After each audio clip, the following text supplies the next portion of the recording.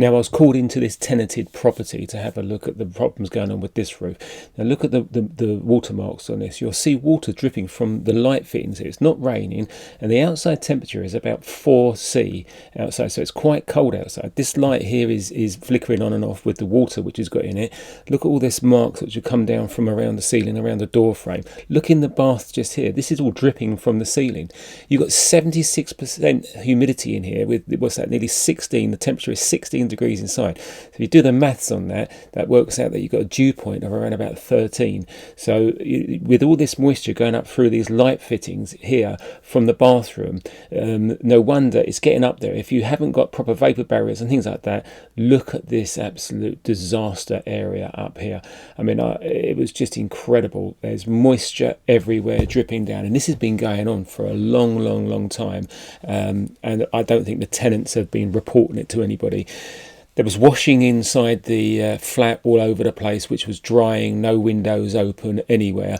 And obviously with all that moist air going up inside, this is exactly what you get happening inside the roof if it's not vented correctly. But not only that, there's no vapor barrier that's been put in, and the insulation, which you'll see on the other photographs, which are a little bit more clearer. Could I go to the kitchen in a second? Well, the kitchen's not in such an area with so much moisture, so therefore it's a little bit better in there. But nevertheless, there's still problems in the kitchen.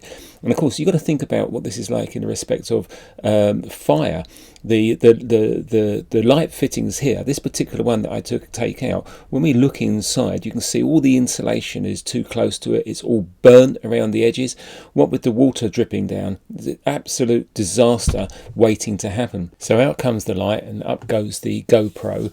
And as I go in with this GoPro, you'll see the burning. There's watermarks around it, but look how burnt the insulation is because of how badly it's been cut around the light fitting that goes in there. There should have been a proper fire hood put over the top of that to not only seal it from the insulation getting close to it and burning, but also to stop the moisture from getting up inside.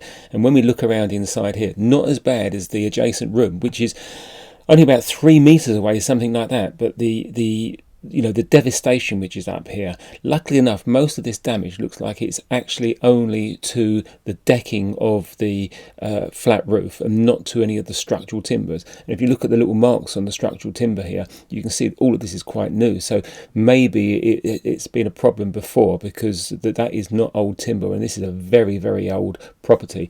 Again, we can see there a light fitting coming through in the background, and how badly the insulation, I mean, that insulation's not working. I mean, it's pointless being there.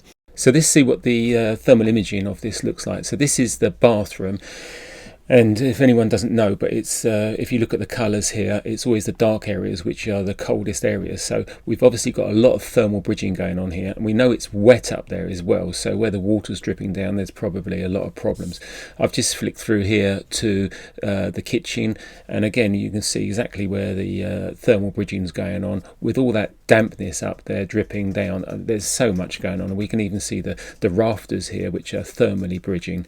So the moral of the story is on this is to make sure that you've got good vapor barriers in place and you've got good ventilation above if it's a cold roof. Hopefully that helps everybody. If you need any more information, please get back to me.